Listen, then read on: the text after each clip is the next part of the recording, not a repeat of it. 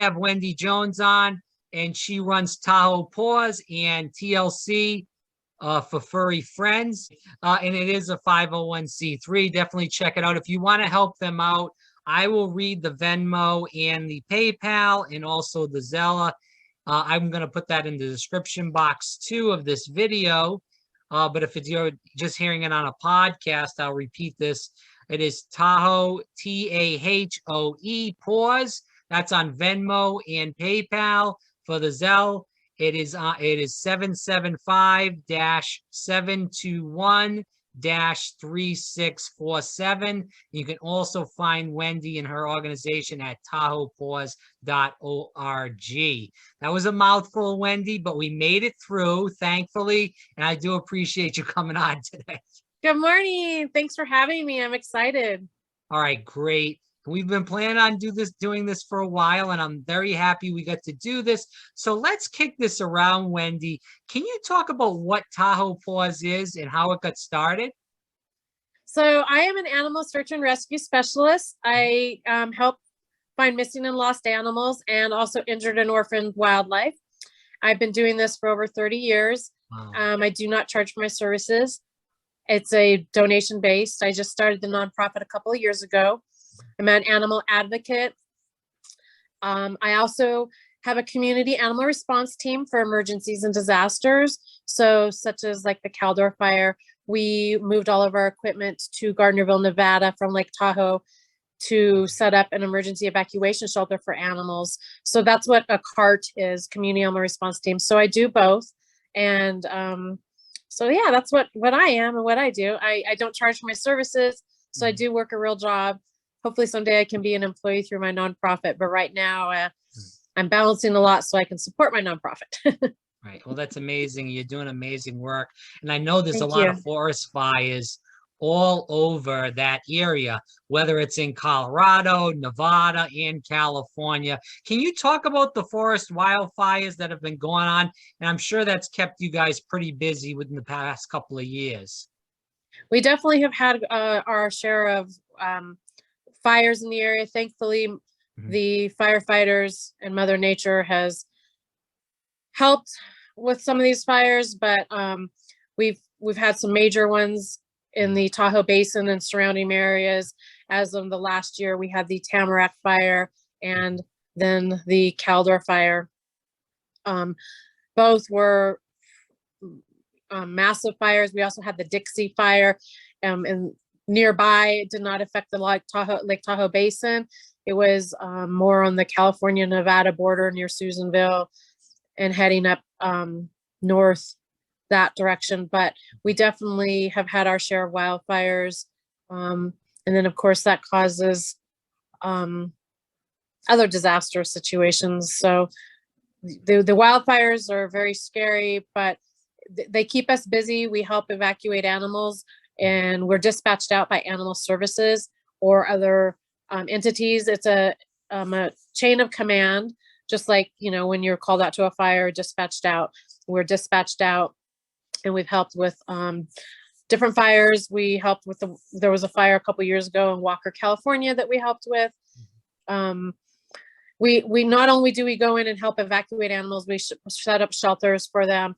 And we also, after the fires, we go in and see if we can, any strays that got out, whether it's dogs, chickens, goats, pigs, horses, emus, any kind of animal we will help with. We've actually, during the Tamarack fire, we had some injured bear cubs and yearlings that we were helping try and rescue so that they could get the medical care they needed as well. So we do help but our specialty is domestic animals, but I also have a specialty of helping wildlife too. So how many people are working at Tahoe Paws, whether it's volunteers or people just with a regular job working? So there's no employees. Unfortunately, we are not set up yet. We don't get enough donations, but hopefully that will change here in the near future. Right now, I am the founder. I'm the animal search and rescue specialist and the executive director. And then I have about a dozen regular volunteers, sometimes more. During the Tamarack fire, a lot of community members came out and joined us. So we had over 165. I think we had like 169, 175 volunteers that came out helping us. But my normal volunteers that have been helping me and are experienced, we have probably about a dozen or so, maybe a little more than that. And we're all volunteers with real jobs. People that are the real, volunteers, they're there all the time. Are those mostly veterinarians? Are those people that have specific dealings with the animals with their regular jobs, or we have veterinarians, we have rescues, animal rescues, we have veterinary techs, we have dog trainers, we have people who specialize with cats. So, and not all of them have a specialty, but they have experience working with animals. Sure. And, or they have experience in something that we need. We work with animal services in different locations in the Tahoe, Truckee, California area and Nevada.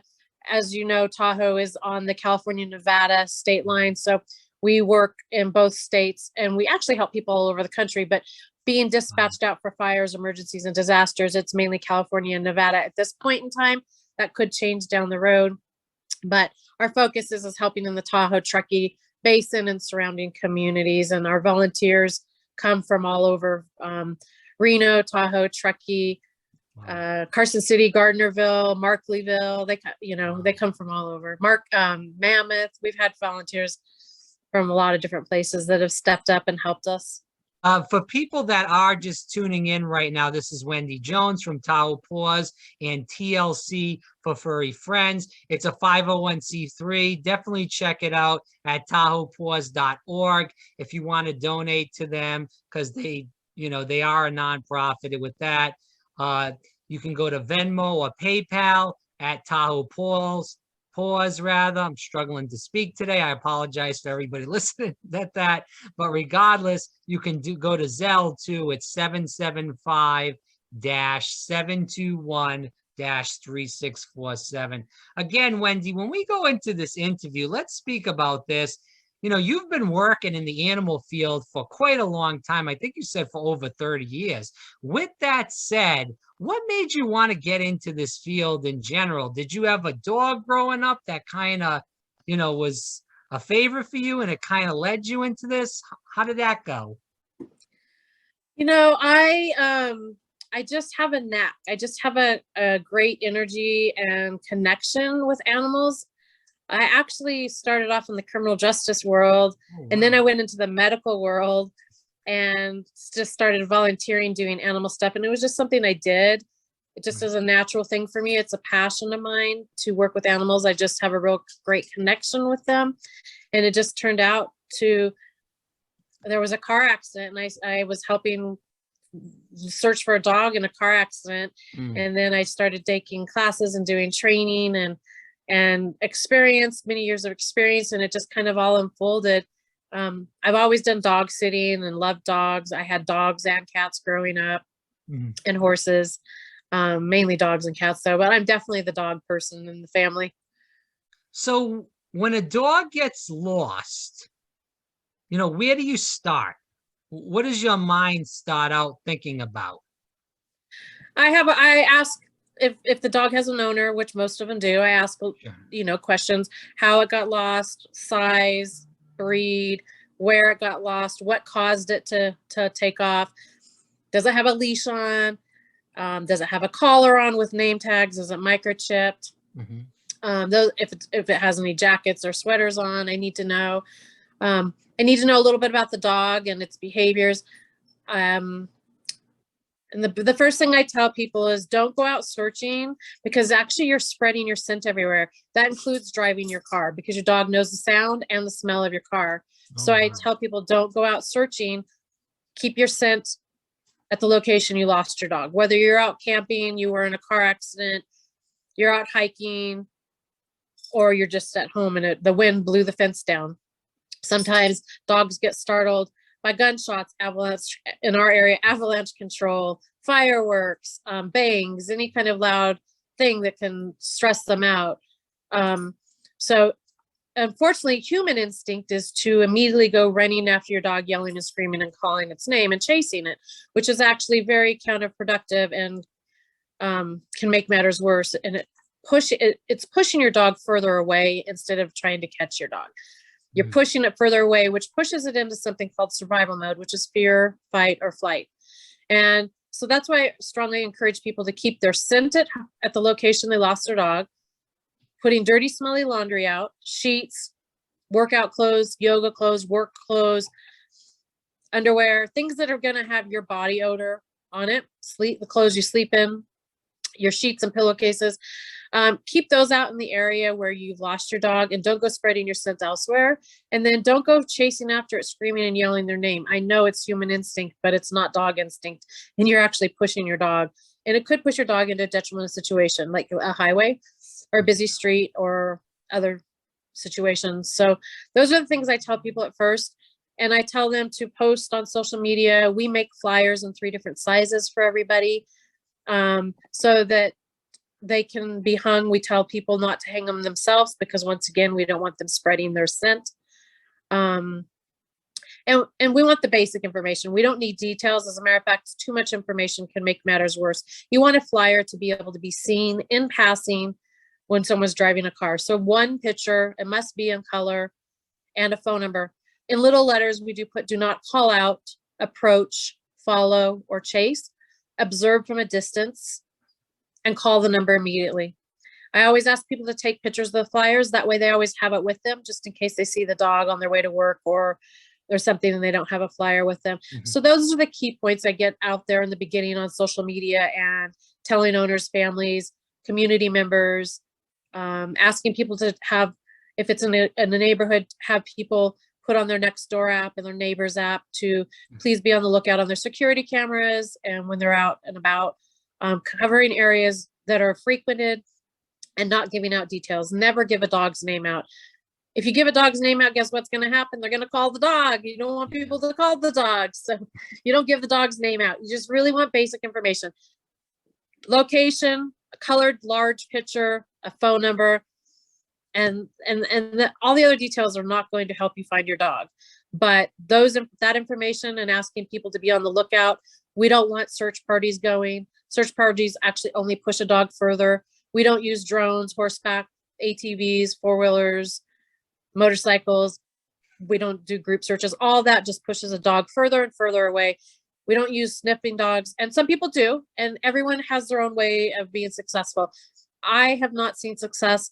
Yes, they'll catch a scent, but they just push the dog further. So the way I do it, and I'm very successful, is not using any of those things. I use scent from the owners, and then other tools and equipment that we use depending on the situation and the location. Right. So, you just spoke about the neighbor app, and I have that on my phone, and I'm in Rhode Island at this moment, but I'm usually in Florida all year round. But since I've been in Rhode Island, and it's been a couple of months now, I get the neighbor app for up here because it goes on location and stuff. And there seems to be almost once a week now, maybe a little less than that, but usually once a week, once every 2 weeks, I get a notification that says lost dog, lost dog, lost dog. And I'm thinking to myself, because I have a lab golden mix. Oh, I want to see. You will. I'll show him after the video for sure. And I'll actually tell you a story about him after. But, and, I would, we let him go outside. I walk him and run him and stuff. But, I would never, we have like a 7-foot fence, but 6-foot fence. I'm sorry. And I would never leave him out there alone. But I guess what I'm getting to is on that neighbors app, like I said, every, once a week, once every 2 weeks, I'm seeing the lost dog, lost dog. Why are so many people losing dogs? Is it right now? Is it just me? Is this happening all year round and I'm just not seeing it? Why do you feel like that? Do you see that too? I don't know. I do. And my first answer, and it's not a very nice answer, is irresponsible pet owners. I Yeah. understand accidents happen, but if you are responsible, you would have your dog tethered. Yes, dogs need to run. Dogs want to be dogs. They like the forest. They like the beach. They like to hike. They like to run, but you can get 100-foot leads. So your dog is secured. You never know when your dog's going to go after a chipmunk, a squirrel, a rabbit, a lizard. You never know when a loud boom is going to happen. Somebody's going to shoot a gun. Those things trigger dogs to take off, and then they get confused and lost, and then they can't find you. Securing your fences, making sure, going out there regularly, making sure everything's secured, because windstorms do happen. Dogs do dig. Checking those things out. Those are things that you can do to prevent the stress of losing a dog, because I can tell you it is extremely stressful and exhausting and heartbreaking for families who lose their pets. And it can be prevented. It can be prevented 99% of the time. It's truly terrible. I agree with you 100%. It's mostly people that just acting stupidly. I hate to say it like that, but what's true is true. And it's extremely sad because, you know, my dogs are my best friends. And yeah, and they're better than some family. You know what I mean? I agree 100%. My son, he's an adult, but he's like, you love those dogs more than me. It's like, no, I don't. I really don't, but you're not here, so they get all the attention now. Right. It's true. It's really, you know, these dogs, if you treat them correctly and act correctly toward them, they'll treat you like, you know, a god. And that's all they will expect in return, is for you to treat them correctly. So I That's don't, right. what's true is true. So I just have a pretty straightforward person. I say it how I see it. Yeah, and I mean, I have no sympathy. You know, there are, as you said, Wendy, there are cases where, you know, people lose dogs in situations where, you know, they're not preventable. But there's a lot of the situations are preventable. I had a situation where a police canine was visiting grandparents. It goes to their house all the time, and it's, you know, it's a regular visit for them. This is a working police canine, and the trash company dropped a trash bin in one of those big dumpsters in the cul-de-sac where the grandparents lived of the dog, the owner's parents, and it startled the dog. It was a German Shepherd, and he bolted from the back door all the way through the house, straight out the front door that was secured, closed. The screen was closed, secured, pushed it right through, and it was gone. I was able to track it, and with the community and flyers, we were able to track it, and I was able to lure it and catch it within about a little over 24 hours. I think it was more like 36 hours. But even this dog, this canine trained around gunshots, that's part of its training, can get scared. You never know what is going to happen around you. And so, you know, dogs are going to be dogs. You're out in the wild with a dog hiking or backpacking, camping. They're going to go after critters. That's what dogs do. And yeah, it's great to let them be free and be dogs, but you can prevent these things from happening. Just keep them on a 100-foot lead, or, you know, and accidents happen. I get it. I mean, I deal with this every single day, but it is unfortunate that people are not a little bit better and don't think about the bigger picture because they've never been through it. I guarantee you the people who have been through it, they'll never let their dogs out. They'll never let their dogs off leash again. All of our dogs that we've had, past and present, have been microchipped. It's very important. I agree with you 100%. Can you talk to the viewers that are listening or watching as far as microchipping their dogs and how important it really is? So it is extremely helpful, and finding your owners. The dog, we just had a rescue that the dog was microchipped, but unfortunately the microchip wasn't registered. And I believe after lots of research and hearing people's stories, most people think that once the dog's microchipped, they don't have to do anything. And unfortunately, that's incorrect. Once you get your dog microchipped, you actually have to go in and do the registering and stay up on it. There are some companies that do lifetime registration, but you still have to go up and update things. And so following through with that is extremely important. We actually do microchipping, and I stay on the microchip for a lifetime, and I pay for the dog's microchip for a lifetime.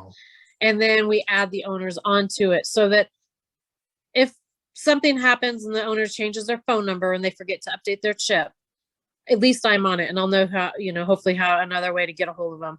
So microchipping, and just like tags, keeping them updated with correct information and registered and paid for yearly is super important. And that is your job as an owner to do those things. But microchipping is how we actually were able to reunite a recent dog, even though the microchip wasn't registered.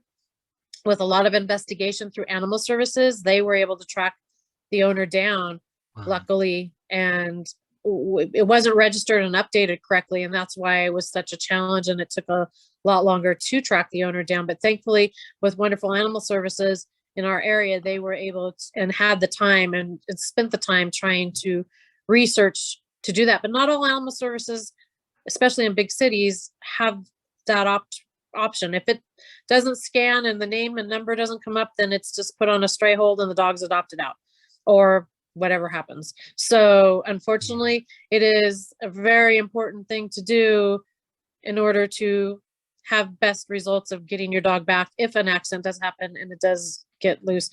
I personally have 2 elderly dogs, and they never are without, they're never anywhere without me, and they're always secured. And I never did get them microchipped.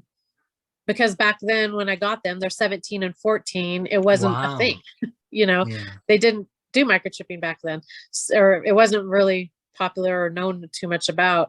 So because they're older and they never are anywhere without me, and when they are with me, they're always secured.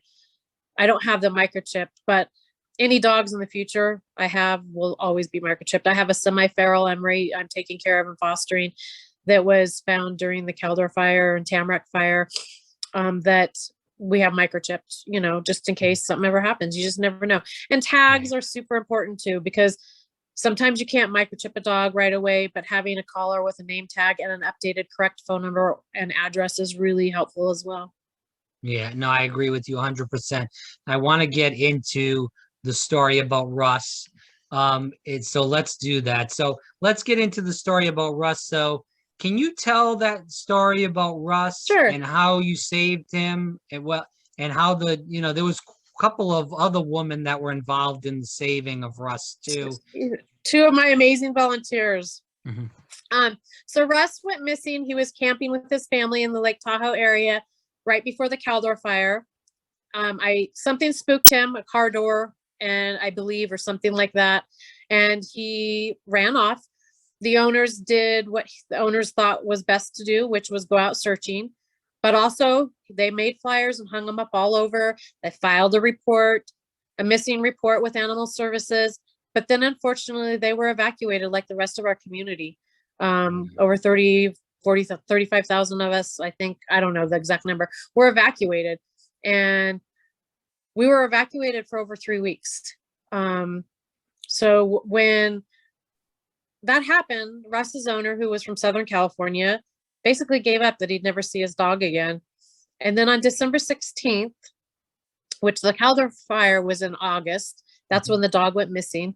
And on December 16th, I got a phone call from someone who had seen a post on social media about a dog that they had seen up in the backcountry when they were snowboarding or skiing in backcountry. They couldn't get too close to the dog because the dog growled at them and they were nervous. So they posted on Facebook, and of course, because everyone in the community knows me and my organization, somebody contacted me immediately. I immediately dispatched out to one of my amazing volunteers, Leona, and she called another amazing volunteer, Elsa, and I was on another rescue at the time. So between the 3 of us, we communicated things and made a plan, contacted animal services who had already also been alerted, but they didn't have the resources, the manpower or equipment to go to the location. Russ was found up in the hills, in the mountains called Twin Peaks in South Lake Tahoe, California. He was we had about 5 feet of fresh snow. So he was up in about 5 feet of fresh powder. So it was hard for him to walk because every time he'd walk, he'd sink. because it was powder. And so he must have been up there when the storm hit. It was near a neighborhood that he possibly was seen multiple times. We know of 2 or 3 occasions where he was seen between September and December. But at that point in time, or excuse me, October and December, but at that point in time, nobody put 2 and 2 together. We were all just getting home from being evacuated. Life was quite stressful for our community during this time. Lots going on, road closures, and it was just a time where things didn't get put together. And there was a video on someone's game or security camera that I saw in December or in November that had a dog that looked very much like Russ. I believe it was Russ, having a little standoff with a coyote. So that just shows you how strong and smart dogs are, and that people should never give up, because they give up too soon. And I save cats and dogs every single day that have been gone for months, weeks, days, that are in territory where there's all sorts of wildlife. Raccoons, bobcats, mountain lions, bears, coyotes. Obviously bears don't go after those kinds of animals, but in our area. But so Russ was located by my team with some coordinates that the first person that saw him had saved, and then I gave them some guidance. And between their knowledge and experience and me on the phone giving them the guidance and them knowing what to do, they were able to locate Russ. It was dark out, just very, very cold that night. And they saw some paw prints and some ski and snowboard prints, and then we had the coordinates, and they were able to locate Russ. He was curled up in a ball under a tree nearby the tree that he'd been seen earlier. And they were able to lure him with some yummy treats and some meat, some salami, and able to get a leash around him, excuse me, a slip lead or leash on him. And he was fearful, scared at first. He'd been running for a few months, and he was hungry and very, very cold and thirsty and tired. He was exhausted. But one of my amazing volunteers, Leona, put him on her lap and wrapped a blanket and down jacket around him, and Elsa snowshoed them out. They had to snowshoe to get into him, and then they had to snowshoe to get out. Thankfully, Animal Services had a sled, and they were able to do that. Animal Services stayed at the bottom since they weren't equipped to go up, and my team sled Russ down to them, and Animal Services rushed Russ to the vet. He was in pretty good health considering what he, had been out in the elements. He went through a major forest fire, and he made it through a huge snowstorm for a few months. He found food sources and water sources and was able to take care of himself because he was in survival mode, and they know what to do. They're strong and smart, and that's how he survived. And he's a lucky guy, and he's a happy guy. It took a while to get him reunited with his owner due to the storms we had coming, and tracking him down due to the misinformation that wasn't registered or updated on the chip. But he survived that ordeal, and he's a real strong dog, happy to be home. Now, what kind of dog was Russ? I think he was a lab pit mix, maybe. Okay. He was a pretty big sized dog. He looked like a lab in the photos. So I wasn't sure. He was a bigger dog for sure. Yeah. So let me ask you this, Wendy. So 4 months for a dog, a human, whatever you want to say, is extremely hard to survive. So you think that he was getting food sources from these people in these neighborhoods then, and that's how he was able to stay alive? Possibly from trash, bear scat, deer poop, dog poop, Wow. rodents, dead animals, birds, rabbits, squirrels, chipmunks. They get food from all over sources. There's grass and weeds and plants. So they get their food sources from all those different things. And maybe somebody who had some food out. I doubt it. we don't keep food out here because it attracts wildlife. We have Right. bears and raccoons. So it's unlikely that somebody had food out for him. Because if they did, it probably would be eaten by wildlife before he got to it. But there's a chance, you know, Well, you that would think if somebody was giving him food religiously, that they would have called animal control or something. Yeah, exactly. Yeah. And animal services didn't put 2 and 2 together, I don't think, because it was August and now we're in middle of December, you know. Yeah, it's a long And time.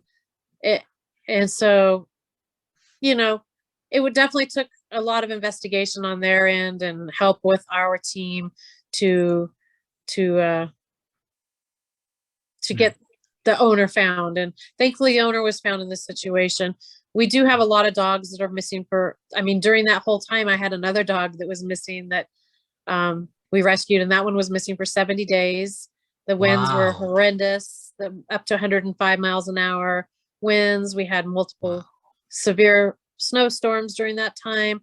And we didn't even know about the dog until the dog went missing October 30th. We heard about it December 27th, December 28th. We hiked in and snowshoed in with some volunteers and set up a Missy trap that we built. I used for certain size dogs that won't go in normal traps, and had some cameras up. And it took 10 days because the wind kept blowing the trap shut. But we caught that dog in 10 days, and he had been out Via had been out for 70 days. So dogs, I could sit here all day telling you amazing, wonderful reunion stories and how long dogs and cats live. Right. It's just people give up too soon and they think the worst and they assume, oh, the coyotes got it. Well, I don't believe that way because I see what I see, you know? Yeah. What do you hope and want people to learn from our interview here today? When you have a dog that goes missing, do not go spreading your scent everywhere. Do not drive around spreading your scent and sound of your car. Stay put your scent out there. Get flyers up that are readable in passing with one picture in color and a phone number. Details do not matter. If you see a stray dog or you have a missing dog, calling out, approaching them, following and chasing them is detrimental and can push them in further away and more into survival mode and keep them running. Instead, try to let them approach you and do that with scent, with treats. Keep your dogs microchipped, keep your name tags up to date, keep your microchips registered and up to date, and keep your dogs secured. Check your fences, keep them on leashes when you're in unknown territory. When you have a dog and you're snowshoeing up in the middle of the mountains on vacation and a chipmunk runs by or another dog comes to play with it and it bolts, it's pretty stressful when you've got thousands and thousands and thousands of acres of forest to try and find your 22-pound dog. So, excuse me, I just really encourage people to keep your dogs secured, especially in unknown territory, and not spreading your scent everywhere, and call a professional. You can always call me. I help people all over the world. I don't respond to Facebook messages. I don't respond to emails, but I do respond to phone calls and texts.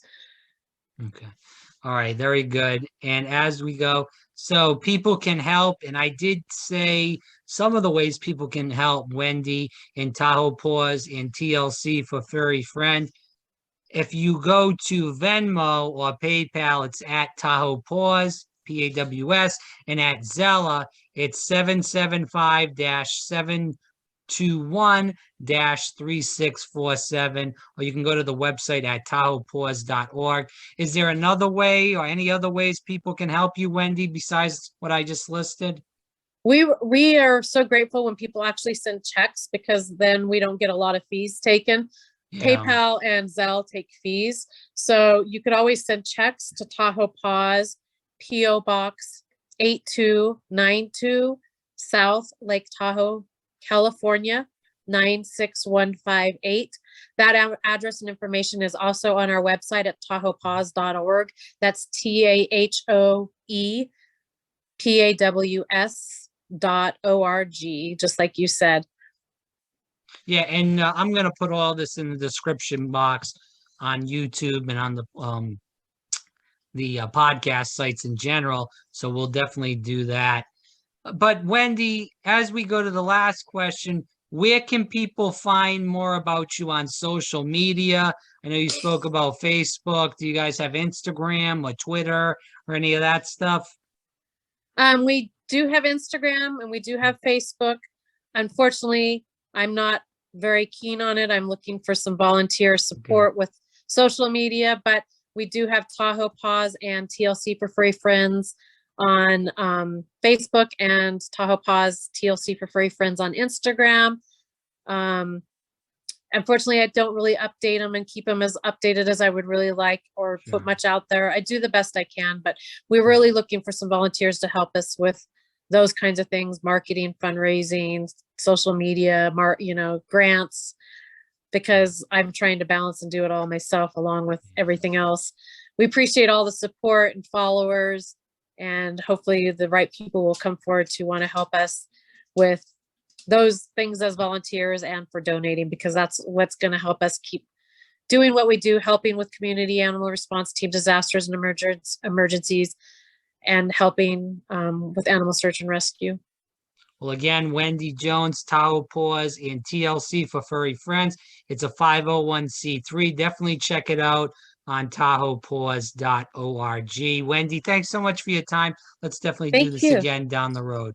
I appreciate it. It was been fun. It was nice meeting you, and thank you very much. Cheers. All right. Thank you.